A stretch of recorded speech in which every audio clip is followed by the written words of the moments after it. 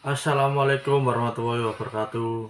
Nama saya Laun Rohyu dari kelas Akidah Filsafat semester 3. Di sini saya akan mengenalkan biografi serta pemikiran tentang Nuruddin Araini.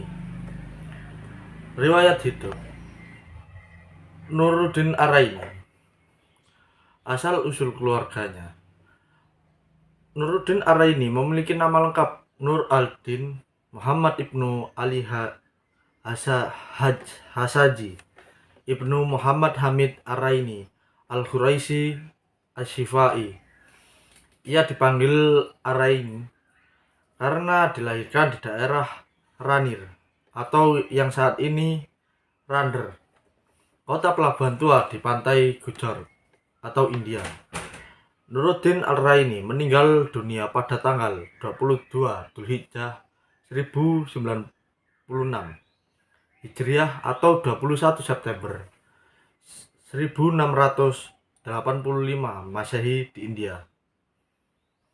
Silsilah keturunan Araini berasal dari India, keturunan Arab, tetapi ia juga lebih dianggap sebagai alim Melayu atau Indonesia daripada India atau Arab, karena ibunya adalah seorang yang dari Melayu, namun ayahnya berasal dari keluarga imigrasi Hadrami yang mempunyai tradisi panjang perpindahan Asia Selatan dan Asia Tenggara.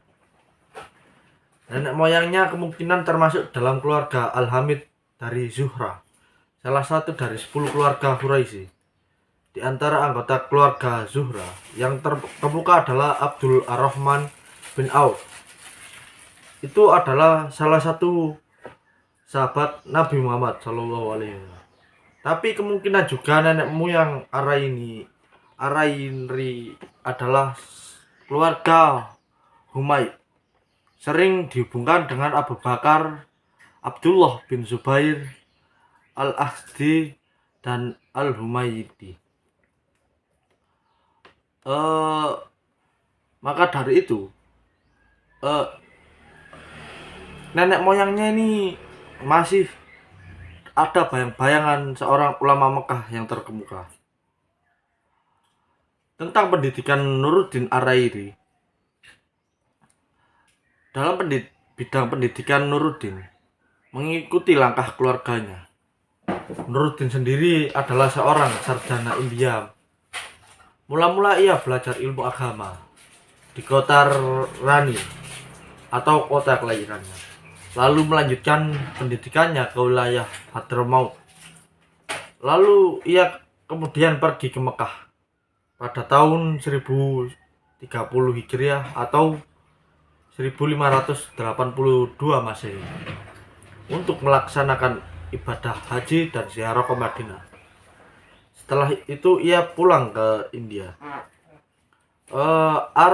Araniri mengikuti jejak langkah pamannya yang banyak ulama Hadrami lainnya.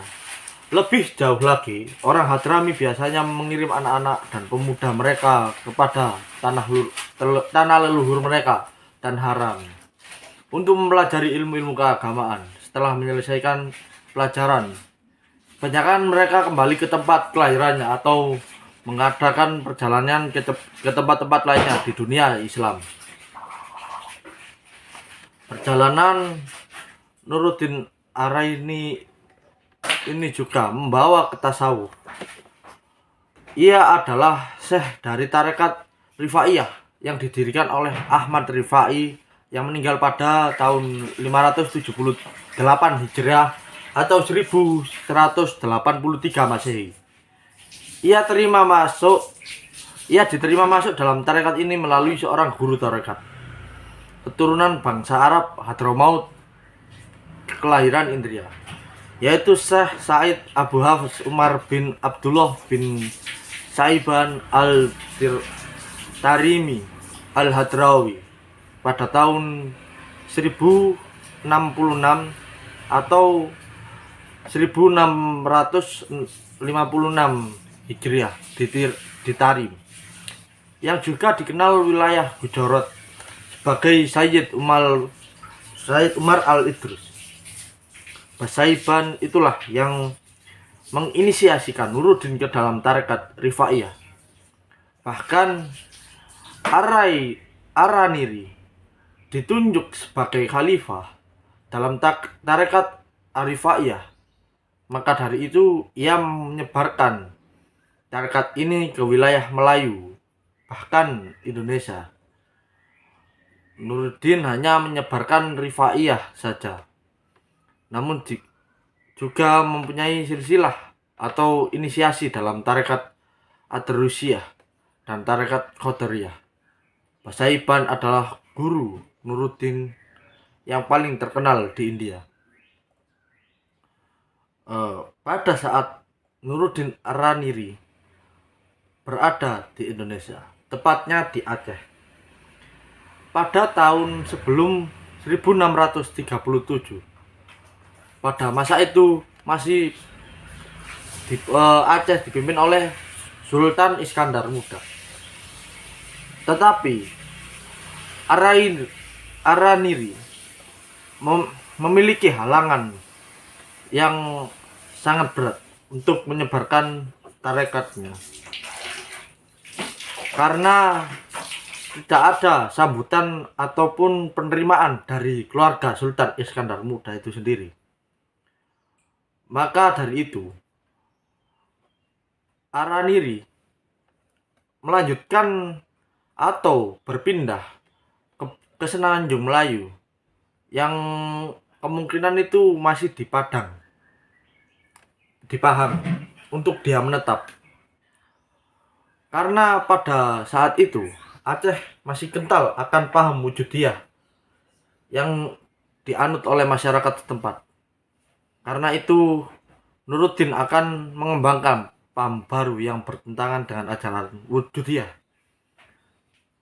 Ia tidak mendapat izin dari kerajaan Aceh. Maka dari itu ia beralih ke Pahang yang masih dalam satu kekuasaan kerajaan Aceh.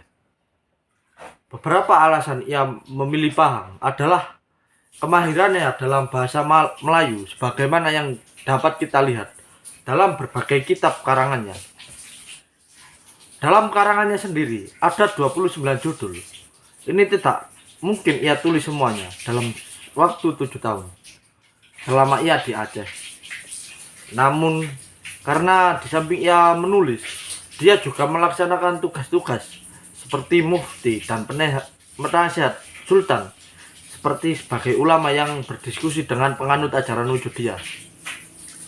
Sebagian kitab-kitab ditulis atas permintaan sahabat-sahabatnya, sedangkan kitab-kitabnya yang di Aceh pada umumnya ditulis atas permintaan sultan, atau disebut langsung kaitan paham wujudiyah dengan ajaran Hamzah Al-Fansuri dan Syamsuddin As-Sumatrani.